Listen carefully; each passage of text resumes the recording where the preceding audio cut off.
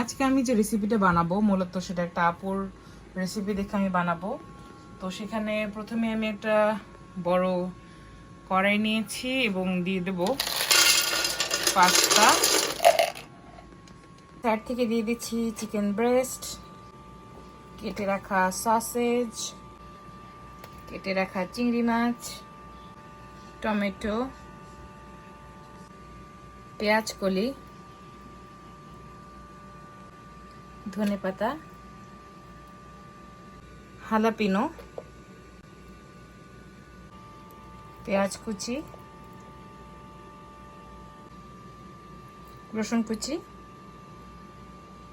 দিয়ে দিচ্ছি এক টুকরো বাটার, 2 চামচ গুঁড়া দুধ, গোলমরিচের গুঁড়ো, চিলি ফ্লেক্স, দিচ্ছি স্বাদমতো লবণ, আর সবশেষে এখন দিয়ে দেব পরিমাণ মতো পানি। আমি এখানে 2 কাপ পরিমাণ পানি নেব।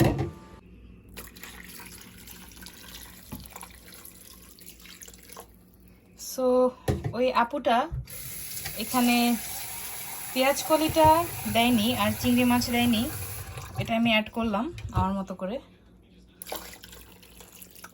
কে দিব যতক্ষণ না পাস্তাটা সিদ্ধ হয়। এই যে পানিটা টেনে গেছে আর পাস্তাটা আমার সিদ্ধ হয়ে গেছে। এখন আমি উপর থেকে দিয়ে দিচ্ছি মোজারেলা চিজ। আপনারা আপনাদের পছন্দ মতো পরিমাপ মতো দিয়ে দিবেন। নেড়ে চেড়ে নিচ্ছি।